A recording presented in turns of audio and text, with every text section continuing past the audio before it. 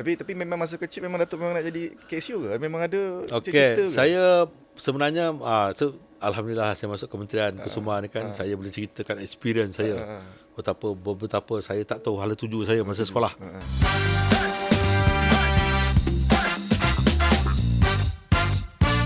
Auzubillahiminasyaitonirrajim. Bismillahirrahmanirrahim. Assalamualaikum warahmatullahi wabarakatuh. Apa khabar tuan-tuan dan puan sekalian? Bersama dengan saya sekali lagi Haji Luke bersama dengan anda untuk podcast Kesuma Jiwa. Hari tu saya bersama dengan anda, bersama dengan YB Menteri, dan hari ini kita bersama dengan saya tak nak sebut nama lagi. Tapi kalau sebut dia penyokong Tegan Liverpool, kenal tak siapa? Saya kenalkan Datuk Azman Muhammad Yusof ataupun Datuk Amy KSU Kesuma. Assalamualaikum Datuk. Waalaikumsalam warahmatullahi wabarakatuh. Macam mana Datuk Liverpool tu dah sekarang ni dah nombor 1? Dia nak develop sampai ke peringkat ni tu memang makan tahun lah. So kita awal-awal tahun dulu memang banyak lah cabaran, tapi hasilnya kita dapat lihat gini lah. Okey. Tapi tu saya minta maaf tu, saya memang saya tak tengok bola. Apa ni, tapi dia healing bola ni. Bola healing tu healing. Apa yang buatkan healing tu? Dia macam dia hilang stres ke apa? Dia macam kita tertunggu-tunggu game. Jadi memanglah semua orang akan menyokong tim masing-masing. Tapi dia punya excitement tu. Tapi ni kata Mo Salah nak habis kontrak dah, dia tak sambung dah ni. People come and go lah. Dalam bola sepak dia berlaku begitu. Tapi kan sebenarnya kan tuan-tuan puan, saya kenal saya kenal Datuk Azman ni melalui lagu dia. Memang terkenal dengan penyanyi dengan suara apa suara emas lah, suara Brody Marantika. Kenal dengan Datuk Azman nyanyi. Lagi boleh tu sikit. Tapi nantilah kita cerita pasal Kesuma dulu. Okey. Cerita pasal Kesuma dulu. Cuma sebelum kita pergi Kesuma, kita nak tanya Datuk latar belakang Datuk sikit, Datuk, tentang latar belakang Datuk.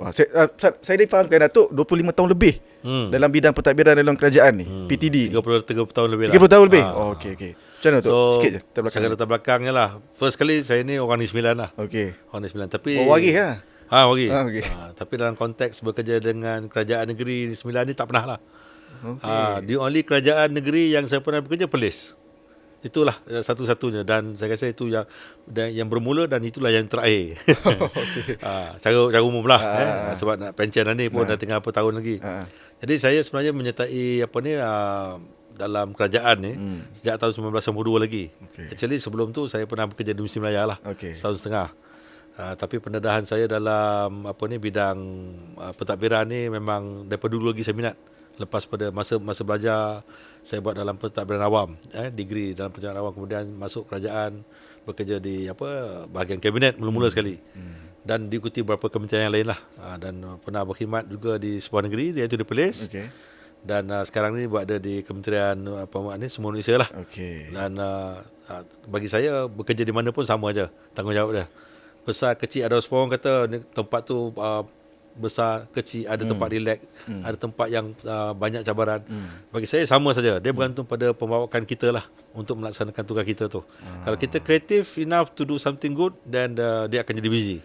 Kalau kita tak berapa nak kreatif, jadi dia akan jadi macam biasa-biasa lah. Jadi saya ni suka explore benda-benda yang barulah. Datuk ni full of curiosity lah. Datuk. Okay. Tapi setakat hari ini Datuk dah berkhidmat di Kesuma sebagai KSU dah 5 minggu lebih dah.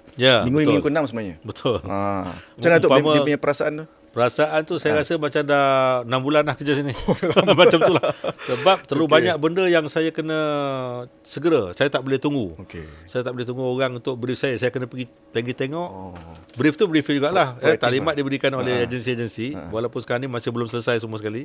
Tetapi dalam masa yang sama, saya kena keep track dengan apa isu-isu semasa. Kerana kita mempunyai seorang yang berhormat menteri yang cukup agresif, cukup energetik. Jadi kalau YB Menteri itu seorang yang energetik, apatah lagi kita. Kita ni bukan saja perlu menerima arahan daripada dia, kita juga akan memberikan arahan. Dan masa sama kita juga perlu melaksana. Betul. Dan kita juga akan dinilai dan sebagainya. Jadi kerjasama dengan kolaborasi dengan pelbagai peringkat pegawai dan juga agensi memerlukan energi yang besar. Dia nak cakap busy Datuk Azman ni kita nak tangkap dia. Datuk Azman ni untuk buat podcast ni pun makan masa juga. Terima kasih Datuk sebab belum cakap terima kasih lagi. Terima kasih Datuk sebab sudi bersama dengan podcast Kesuma ni. Jadi bila Datuk 5 minggu lepas kita reverse balik 5 minggu lepas bila Datuk masuk Kesuma ni, bila dapat fail merah tu kan, apa Datuk punya kita pergi kepada tanggapan lah. Tanggapan dulu. Saya dalam pemerintahan awam ni, penentuan di mana kita diletakkan tu sebenarnya lah tertakluk kepada siapa ketua pemerintahan kita lah. Okey. Ketua yang akan menentukan. Jadi kita ni sebagai player. Player ni, kalau kita dah masuk dalam organisasi tu, kita akan ikut dia punya, apa kata orang tu, perancangan dia. Jadi bila kena tukar tu, tak perlu nak argue. Kenapa saya ditukar? Kenapa saya tak? Bagi saya akan lihat itu sebagai satu pembaruan yang akan kita lalui. Dan dalam masa yang sama kita melihat peluang. Maksudnya opportunity. Apa maksud dengan opportunity itu? Adalah pengalaman barulah. Ada benda-benda yang selama ni kita mungkin tahu sikit-sikit. Macam semua Malaysia ni, kebetulan semua Malaysia ni. Kita dah tahu dah pasal pekerjaan, pasal pekerja asing dan sebagainya. Tapi very high level information. Tapi bila kita masuk, dan opportunity atau peluang pada kita adalah untuk mengetahui lebih detail lagi apa yang aspek-aspek pengurusan yang dia harus dilalui, apa isu-isu yang lebih detail yang perlu kita lalui dan sebagainya lah. Buktinya buktinya setiap kali briefing saya tak pernah tengok lagi orang banyak tanya soalan. Itulah Dato' Azman sebenarnya. Saya suka tanya soalan okay. Sebab itu cara kita mudah direct to the question, direct to the issues. Kalau kita tunggu yang orang nak cerita, dia akan cerita sampai A sampai Z. Sedangkan kita hanya nak tahu mungkin C, G, H, M. Itu saja kita nak tahu. Hijack kan tu. Jadi kita nak cepat. Kan? Okay. So maknanya bila Datuk kata itu mula Datuk diberi amanah untuk memimpin Kesuma ni lah dari segi pentadbiran lah kan. Lepas tu bila dah masuk, apa Datuk punya Datuk nampak macam mana? Okey.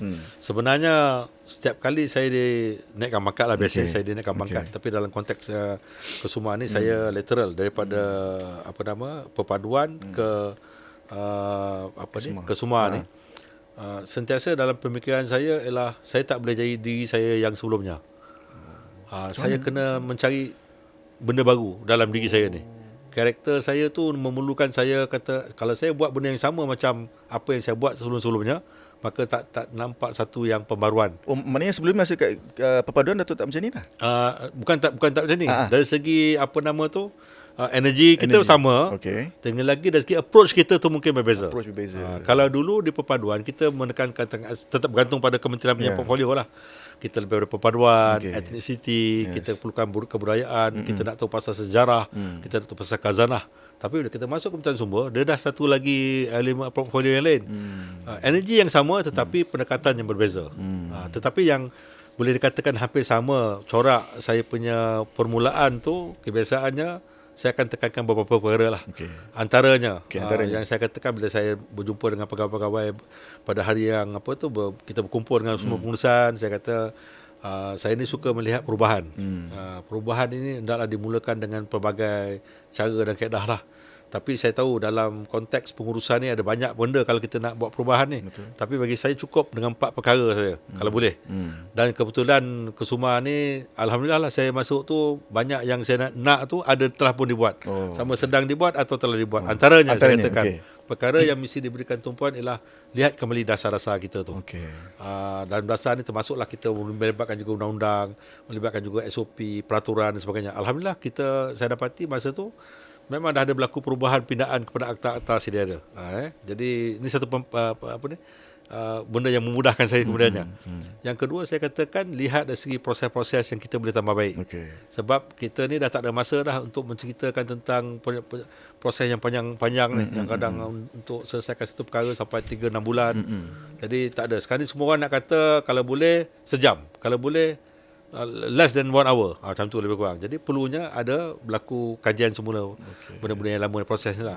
Yang ketiganya sudah tentulah tentang berkaitan dengan semua manusia itu sendiri.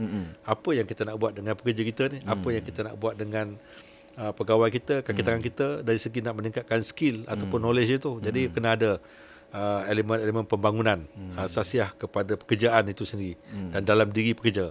Dan yang keempat, yang ini memang sentiasa diwawakan oleh pihak kerajaan. Sudah tiba masanya kita leapfrogging. Kalau zaman dulu dia kata leapfrogging ni lompat katak ke dalam konteks teknologi itu sendiri. Tak kira lah ada bentuk IR 4.0 ke pendigitalan. Sekarang ni dah orang dah cakap pasal AI, dah cakap pasal IoT. So benda-benda ni dulu sebelum-sebelum ni berbentuk teori, kemudian berbentuk high level understanding. Tapi hari ni kita tak cakap pakai high level of understanding apa semua ni, tapi lebih kepada bagaimana nak melaksanakan. Ramai yang bercakap pasal AI, tapi ramai dan tak begitu nak faham sangat apa yang detail tentang AI ni. Sebenarnya kita baru habis briefing ni dekat Talent Corp ni, dan Datuk memang terus tekankan tentang AI, pendigitalan, AI, itu semua membantu Kesuma juga sebenarnya tu kan. Betul. Dalam urusan kita tu lah. Urusan kita kan. Okey, kita pergi kepada strategi pula Datuk. Macam mana strategi Datuk nak bagi Liverpool kekal di Tengah Tengah? Salah. Bukan Liverpool. Kesuma. Saya kalau dalam podcast ni saya cuba elak macam saya bercakap dalam mesyuarat lah. Okey. Kalau saya bercakap dalam mesyuarat, umpama nanti yang dengar ni pun ini macam skema lah dia kata. Very regimented punya approach. Saya suka buat satu perbandingan dalam kehidupan kita lah, senang kita. Kita kalau di perpaduan pun saya buat satu model yang sama penceritaan saya tu. So yang ini pun dalam konteks yang sama saya cuba ceritakan. Kita sebenarnya berada dalam sebuah rumah. Okay, semua orang bila dia dalam sektor pekerjaan, dia mesti berada dalam sebuah rumah. Dalam rumah ni ada berapa bilik? Bilik-bilik ni akan ada bilik mak bapak, ada bilik anak lelaki atau anak perempuan dan sebagainya. Apa maksudnya di situ? Maksudnya setiap bilik-bilik ni dah pun dikategorikan siapa yang berhak duduk dalam bilik tu. Anak perempuan pun ada dalam bilik dia, anak lelaki pun ada. Dan setiap bilik-bilik ni orang yang sesuai akan diletakkan di situ. Tadi macam tadi anak lah. Dalam bilik anak lah, tak boleh lah orang lain. Dalam bilik anak perempuan lah, tak boleh orang lain. Dan begitu juga. Jadi bila bilik-bilik ni ada, bermakna dia ada tugas dan tanggungjawab dia. Betul. Tugas dan tanggungjawab lah skop kerja dia. Betul. Di situ. Mak bapak ada skop kerja dalam bilik dia. Betul. Anak perempuan pun sama, anak lelaki pun sama. Tapi ada bilik-bilik yang saling pada tiga-tiga bilik ni ada yang open, dia sharing. So dalam konteks sektor pekerjaan kita pun sama. Kita ada bos, kita ada supervisor, kita ada subordinate, kita ada juga peers kita lah antaranya. Jadi pendekatan kita dalam hubungan ini ada di punya kaedah-kaedah dia. Jadi bagaimana kita nak pastikan dalam organisasi ini harmoni? Maka masing-masing kena tahu tugas dan tanggungjawab dia. Tak boleh orang ni langkau orang ni punya kerja, langkau lagi orang ni punya peringkat. Kalau keputusan tu harus dibuat oleh seseorang, maka dialah yang buat keputusan. Yang lain tu dia kena buat dari proses kerja. Yang lain tu, yang ni lah dia ada buat lain-lain. Tapi untuk mengetahui tugas dan tanggungjawab nak melaksanakan kerja-kerja ni, dalam konteks sumber manusia ni, kita kena tekankan tentang kompetensi. Kompetensi ni ialah tentang ilmu, pengalaman dan bagaimana dia punya skill untuk melaksanakan tugas. Dulu kita ni masuk kerja, lepas tu kadang-kadang lah dulu punya bos lain tau. Dia bagi file, baca file, you baca lah. File tu dapat pandai you lah. Kata. Zaman tu kebanyakan orang-orang bos-bos kita ni pun dah melalui proses yang sama. Dia pun dah kena macam tu juga. Bos dia bagikan dia file, dia baca. Sampai kat kita pun buat benda sama juga. Pandai-pandai you lah. Saya dulu pun belajar sendiri. Tapi sekarang ni dalam konteks pekerjaan kita hari ni, dalam sebuah organisasi untuk pekerja ni contohnya, ada masa-masa kita dah tak boleh buat cara macam tu dah. Sebab bimbingan ni kadang-kadang kalau dulu tu mungkin kerja tu macam straightforward. Tapi hari ni kompleksiti kerja tu di sini dah begitu rumit. Setuju. Menyebabkan perlunya adanya panduan. Maka lahirlah konsep-konsep mentor-mentee. Adalah konsep supervisor dengan industrial relation dan sebagainya lah. Jadi inilah pendekatan yang harus dibuat. So bila kita melakukan itu, maka kita ada banyak interaksi antara kita dengan majikan dengan pekerja. Itu industrial relation tu. Dan banyak dah standard-standard, kaedah-kaedah yang terbaik bagaimana kita nak memastikan pekerja kita berada dalam suasana yang diterima dalam organisasi. Majikan pun memainkan peranan untuk mengetahui tentang perkara ini dan sentiasa menganggap bahawa pekerja itu adalah aset kepada organisasi. Aset kepada organisasi, bukannya satu yang boleh kita lakukan sewenang-wenangnya. You buat apa kerja daripada A sampai Z tanpa mengambil kira kebajikan. Dalam kita sini, masa saya mula masuk Kementerian Kesuma ni, saya dengar yang beberapa menteri ada mention pasal 3K. Berikan tumpuan antaranya, dan banyak-banyak K itu ada 3K dia kata. Apa dia? Kebajikan, kemahiran dan juga keberhasilan.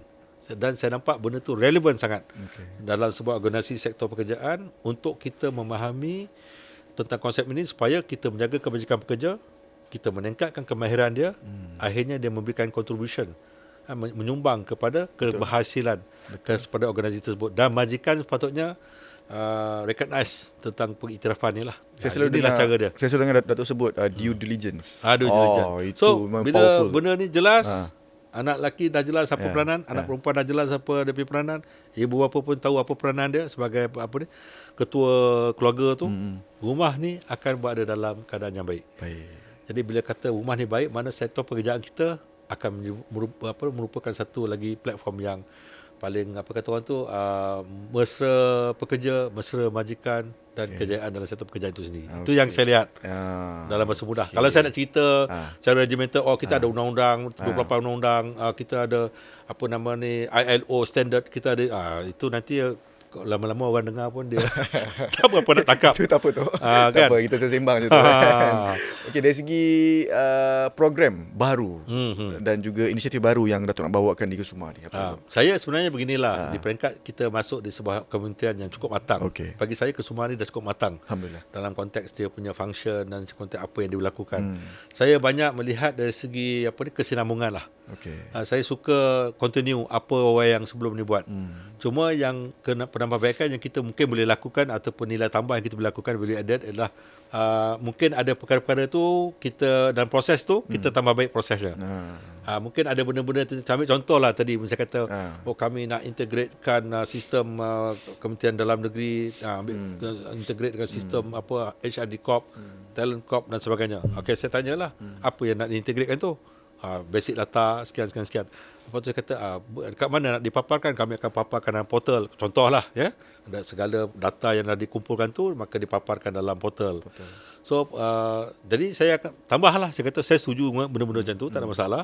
Cuma tambah sikit, selain daripada portal, boleh tak kita menggunakan social media untuk memaparkan hasil-hasil daripada kutipan data analisis yang boleh kita tunjukkan pada publik. Sikit-sikit macam tu je. Jadi itu nilai tambah yang saya masukkan.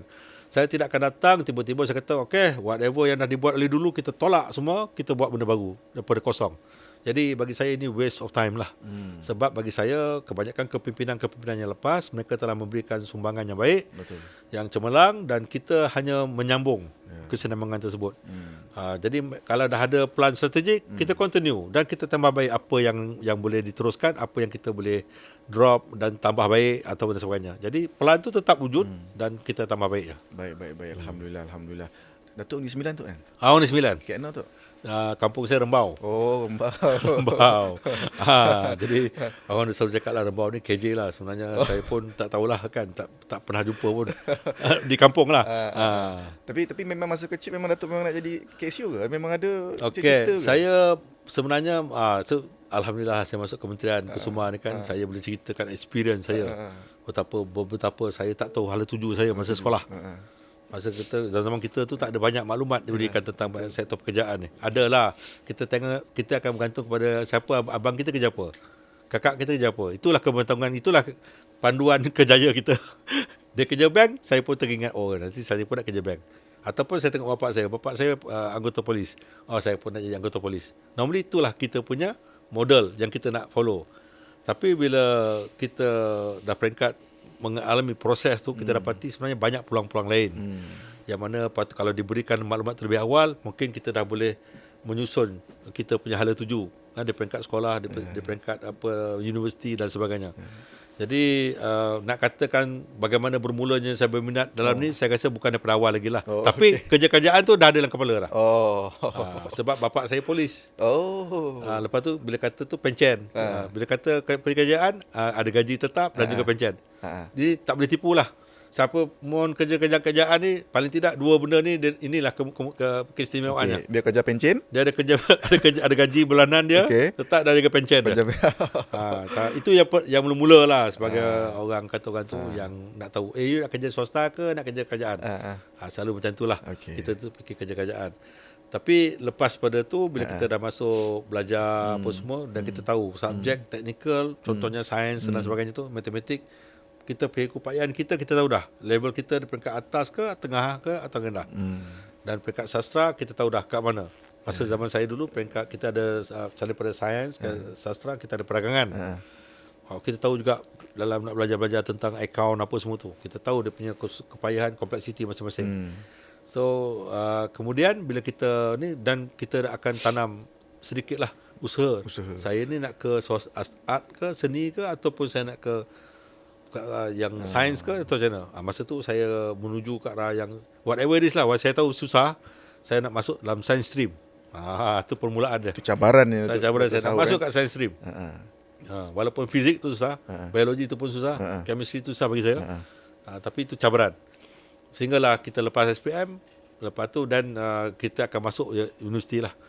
Universiti ni memang kita ada asal boleh nak jadi doktor ke, nak jadi engineer ke, boleh. Tapi whatever it is, you punya keputusan akademik you akan menentukan kat mana you nak pergi. Betul.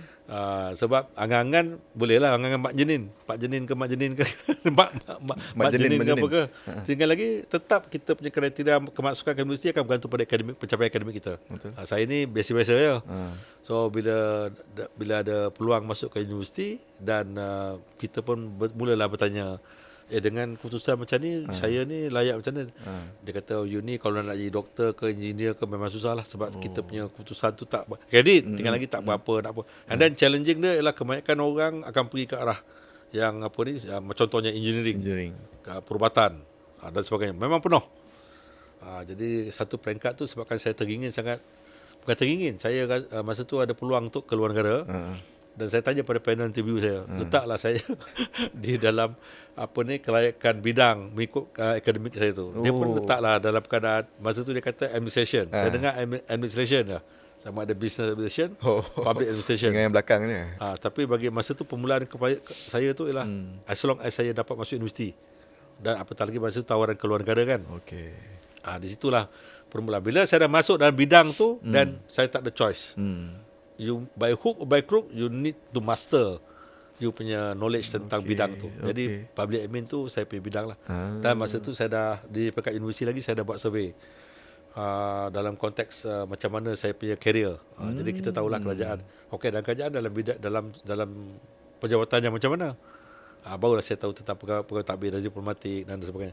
Benda tu saya dah buat masa belajar degree lagi. Dah memang dah lukis dah tu Dah lukis dah tu, dan saya dah target dah. Saya akan balik lebih awal daripada kumpulan saya. Saya ada 20 orang yang belajar benda yang sama, batch yang sama, di universiti yang sama.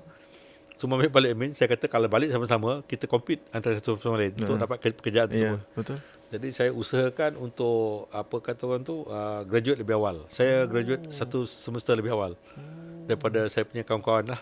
Bila tu saya balik, saya expect saya dapat pergi cari kerja dulu kan. Malangnya masa saya balik tu keadaan ekonomi kita baru nak pulih, ada krisis pada ketika itu, dan pengambilan pekerja dalam kerajaan masa tu banyak tak buka. Jadi saya pun tengok ruang saya ialah saya tak nak saya dikategorikan sebagai penganggur. Saya tolong-tolongkan kawan saya buat bisnes dia. Dalam sebulan dua, lepas tu saya dapat dipanggil untuk interview kerja sebagai salesman sebagai anak syarikat Yayasan Negeri Sembilan masa tu. Berjinak-jinak saya baru nak tahu pasal bisnes macam mana. Alhamdulillah saya berjaya lah dapat salesman tu. Kemudian sebulan dia upgrade terus jadi sales executive. Kerana pencapaian cemerlang. Pengurusi syarikat tu dia tak expect saya degree holder. Dia ingat saya ni SPM je. Saya tengok saya ada degree. You ada degree holder. So tak apa, we see your performance dalam tempoh 1 bulan. Saya tengok kalau you perform bagus, sebulan saya naikkan you sebagai sales executive. Dan pada ketika itulah saya start belajar tentang bagaimana nak menguruskan satu kumpulan, iaitu bila kita jadi sales executive, kita ada 10 salesman bawah kita. So how to manage. Macam-macam cerita lah pasal salesman ni. Ada yang tua, ada yang muda, ada yang baru, ada yang tak ada skill langsung. Semua kita kena manage benda tu. Kena planning kan untuk dia orang, kompetensi dia orang tu untuk menjual maknanya daripada dulu Datuk dah terlibatkan sumber manusia ni. Maknanya memang pilihan yang tepat lah tu masuk kementerian ni. Sehinggalah satu hari tu kemudian saya dipanggil oleh Universiti Melaya untuk menjadi jawatan sebagai penolong pendaftar tingkatan biasa. Pada ketika itu sebagai sementara lah. Saya pun lah. Penolong pendaftar barulah penolong pendaftar di Universiti Melaya. Pada ketika itu barulah saya nak faham sikit dalam tentang pentadbiran dalam agensi kerajaan, sebab Universiti Melaya tu badan kanun. Saya pergi dan ditempatkan pula di bahagian dipanggil penjawatan. Di situlah saya tahu tentang keperluan entiti satu-satu bahagian, satu-satu jabatan, bagaimana dia punya outfit dia, nak menentukan berapa bilangan jawatan yang mesti ada, supervisor berapa dan sebagainya. Saya dapat ilmu tu dan juga pengalaman selama 1.5 tahun. Dan akhirnya iklan PTD keluar, saya mohon izin dengan Kementerian dengan Universiti Malaya untuk dilepaskan dengan izin. Untuk masuk dan pada ketika itu saya dengar nak masuk minta PTD pada zaman tu. Nah, masa tu iklan tahun 1991. Dan pengambilannya penghujung 1991 untuk pergi kursus kat Intan selama setahun. Saya dipahamkan masa permulaan dibuka tu ada 10,000 memohon. Daripada 10,000 semua kena duduk exam. Saya ingat lagi saya pergi kena ambil exam bertulis masa tu. Sekarang hari ni semua exam secara komputer. Masa tu bertulis. Dan sudah tu kemudian dapat keputusan daripada saya dipahamkan daripada 10,000 mungkin dalam 3,000 ke 4,000 lebih ataupun kurang pada 3,000 dipanggil untuk interview. Lepas dah pergi interview, lepas interview tu masuk Intan. Tahu tak daripada 10,000 tu berapa aja yang diambil masuk Intan? Jasa teka tu 5,000. 69 orang. Berapa persen je tu? 0.6% kot. 69 orang saja yang diterima masuk dalam Intan. Dan kami pun didedahkan dengan semua tentang aspek-aspek pengurusan strategik lah. Dari segi strategi, dari segi kepimpinan, leadership, dari segi teamwork, macam-macam. Dia ada 6 bulan dalam kelas, ada 6 bulan lagi di lapangan. Masuk hutan lah, jadi tentera lah, jadi polis lah. Semua tu kita dan dipanggil diploma pengurusan awam. Lepas tu barulah kita dilantik untuk menjadi pegawai takbir diplomatik. Masa tu pertama kali saya bertugas dalam kerajaan ni 1 Disember 1992. Dan sampailah ke hari ni. Datuk dah jadi KSU Kesuma. Okey Datuk, ada lalang kat Kesuma ni Tok. Apa harapan Datuk kepada kesatuan sekerja? Ya. Saya ceritalah bukan saja harapan pada kesatuan sekerja, harapan pada majikan juga dan juga sesiapa saja dalam organisasi sektor pekerjaan. Boleh? Sebenarnya kita ni kena hidup sebagai satu entiti yang bekerjasama. Kesatuan sekerja ni perlu wujud. Kerana mereka juga akan memberikan kita maklum balas. Betul. Keperluan. Macam saya katakan tadi, dalam sebuah rumah, dia masing-masing ada DP peranan-peranan. Tapi dalam masa dia menjalankan tugas tu, ada benda-benda yang dia rasa perlu disampaikan. Ada yang dia kata dia perlu menuntut hak dia dan sebagainya. Jadi, tapi kaedah ni tu mesti dalam bentuk, apa kata orang tu, yang kata orang boleh berbincang. Two-way communication. Berbincang secara yang baik, cara proper dan sebagainya. Kerana kita ditaklukkan dengan undang-undang. Kita ditaklukkan dengan peraturan. Dan peraturan ni, undang-undang ni bukan kita sewenang-wenang kita buat sendiri. Dia juga tertakluk kepada penerimaan yang kita telah komit di peringkat antarabangsa. Contohnya ILO tu sendiri. Jadi saya rasa kesatuan-kesatuan ni kebanyakannya faham tentang perkara tersebut. Cuma pendekatan untuk berbincang tu perlu diperbanyakkan. Bagi saya lagi banyak kita buat engagement dengan pihak kesatuan, lagi banyak kita dapat menyelesaikan masalah-masalah yang timbul dengan lebih baik. Betul. At the end of the day, macam saya katakan tadi, anak-anak tadi, lelaki ke perempuan ke apa semua tu yang dalam family tu, mereka adalah aset kepada kita. Mereka adalah aset kepada sebuah family. Dalam konteks kesatuan sekerja, mereka ni juga adalah aset kepada organisasi. Majikan tak boleh kata, saya yang bayar gaji dia, saya pergi sukalah macam mana saya nak, tak boleh gitu. Jadi kena jaga kebajikan. Tadi kan kita kata kebajikan, kemahiran dan keberhasilan. Begitu juga sebagai pekerja, bila you dah dapat kerja ni, macam saya dulu, bila dapat saja bekerja, saya selalu cakap dengan kebanyakan mereka yang baru dilantik bekerja dalam kerajaan ke mana kan, kalau boleh bersujud syukur lah. Betul tu. Bukan senang nak buat kerja hari ni. Betul, setuju. So bila dah masuk kerja tu, bekerja lah. Bapak saya pesan saya senang je. Dia punya tema dia senang je. Apa tema? Kalau kebanyakan yang pemimpin kita ni pakai abbreviation kan, akronim. Saya tak payah, saya senang je. Bila bekerjalah. Simple lah. Bapak saya cakap, Azman, dah kerja kan? Bila bekerja, you bekerjalah. Tapi maksudnya dalam. Bila kita dah bekerja, saya terlalu teringat apa yang dia cakap tu. Bila bekerjalah kan. Maknanya di situlah masuknya disiplin. Di situlah masuknya tanggungjawab. Di situlah masuknya kita ada kena kreatif. Dan di situlah kita kena, apa kata orang tu, menghormati kita punya organisasi. Dan kita juga mesti bekerja sebaik yang mungkin. Jadi dalam hal yang demikian, pekerja juga mesti faham apa role atau peranan yang dia mesti lakukan. Betul. Dalam masa dia menuntut hak dia juga.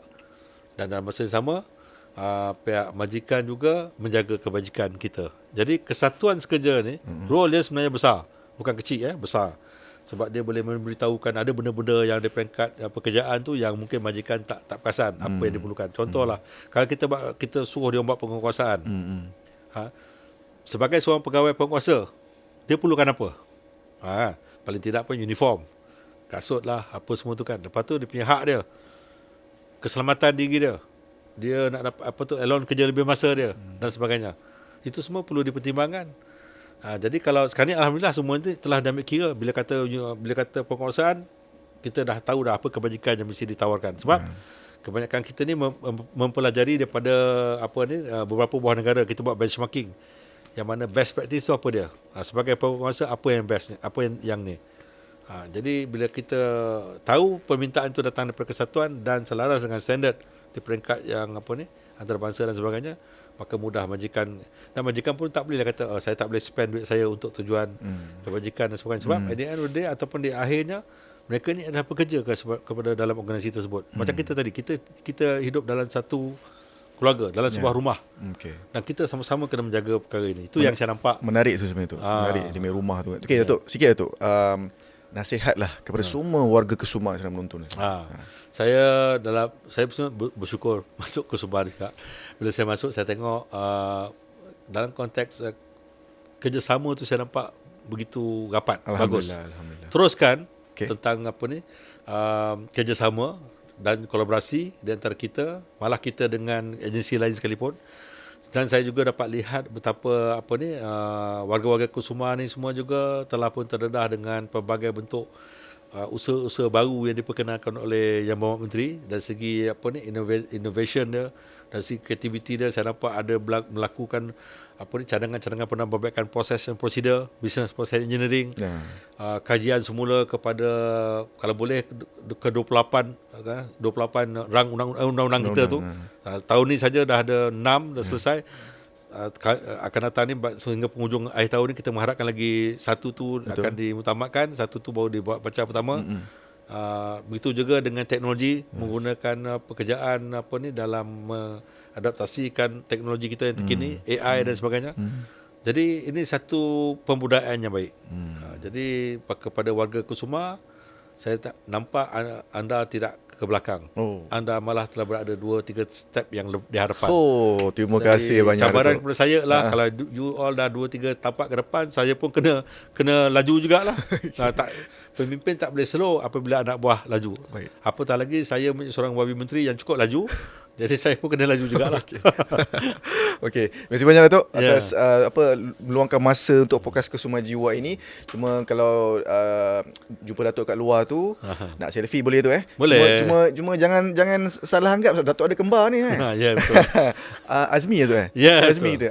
Dia swasta. Aku ada kembar. Memang sebiji tu muka Nak kata sebiji bergantunglah. Kalau siapa yang kena rapat tu dia tahulah beza. Tahu beza lah. Tapi kalau siapa yang sekali-sekala tengok tu mungkin dia tak cam sangat lah. Okey. Terima kasih banyak Datuk. Sekali lagi Datuk, tahniah kerana masuk Kesuma dan menjadi KSU untuk Kesuma, dan selamat memimpin kami semua ini. InsyaAllah. Jumpa lagi Datuk. Terima kasih. Salam Datuk. Salam. Jumpa lagi semua. Assalamualaikum warahmatullahi wabarakatuh. Kita jalan terus. Kena dengar Datuk Azman nyanyi lagi Boleh tu sikit tapi nantilah kita cerita pasal Kesuma dulu. Saya tadi lupa sebenarnya. Kita dah bagi awal-awal tidak bagi hint. Nak suruh minta Datuk nyanyi sikit. Sebab saya pun ice breaking dengan Datuk melalui nyanyi. Tapi suara Datuk suara Broiri ni betul tak? Bagi sikit begitulah. Bagi sikit tu lagu Broiri nak kalau nyanyi. Broiri ni selalunya kita nyanyi tu lagu apa tu? Widuri ke? Angin Malam ke? Kan? Okey, saya nak pilih dulu tu. Tapi nak kena ingat kat lirik tu Nak jangan lupa juga. request pula. Request. Angin Malam. Angin Malam Okey, saya bagi lirik boleh. Berhembus angin malam. Boleh. So saya bukan menyanyi, tapi saya suka menyanyi. Okey. Bukan janganlah anggap saya nanti suara saya taklah sehebat penyanyi-penyanyi tu, tak. Tapi kita suka. Tapi ada single tu. Ada single. Pun sebagai orang yang suka menyanyi lah. Okey. Hobi. Okey, sikit-sikit lah. Okey. Ini lagu Angin Malam lah. Anytime tu, sila. Okey. Berhembus angin malam mencengkam. Dan tu antaranya lah. Sikit kita. Tapi lagu yang okey lah saya nyanyikan jugalah. Nyanyi lagi. Lagu single. Okey, single lah. Ni sikit lah. boleh. Tapi kontroversi juga lagu ni. Tapi tak apalah. Dia sebenarnya seronok. Sebenarnya pencipta lagu ni Alba Baduri. Dia cipta lagu ni sebenarnya dia kenal baik dengan saya. Saya pun kenal dengan dia dah setahun lebih, dah hampir 2 tahun dah. Dan tak tahulah pasal apa dia berminat sangat bekerja nak buat lagu ni. Sebenarnya dia kata di situ lagu ni untuk bagi kat saya dan juga nyanyi bersama isteri. Dia tahu itu asal dia. kita ni selalunya dalam majlis-majlis kita menyanyi lagu. Jadi asyik nyanyi lagu orang aja. Dia kata try nyanyi lagu sendiri. Okey, dia punya apa bunyi macam ni lah. Bunyi. Dia punya chorus bunyi macam ni lah lebih kurang. Dan bila masa berlalu jadi sejarah, cintaku padamu sedikit tak berubah. Dan bila tubuh ini menjadi lelah, aku terus ingin hidup kerana aku ada kamu. Yeah. Untuk tahu semua, lagu tu di shoot di Perlis. Di Perlis. Okey. Saya masa tu ada keinginan untuk bantu Perlis dia ada program tahun Melawat Perlis. Tahun Perlis. Tahun ni dan tahun depan. Jadi saya ambil peluang sebab saya dulu SUK Perlis. Okey. Jadi saya dengan Perlis ni agak close. Itu cuba buat video tu. Terbaik. Dah tengok belum? Kalau belum tengok silakan tengok. Baik, dan terus menonton podcast Kesuma Jiwa dan terus menyokong Kesuma. Kami akan membantu anda insya-Allah. Jumpa lagi. Sehingga itu. Assalamualaikum warahmatullahi wabarakatuh. Bye bye. Bye bye. Bye bye.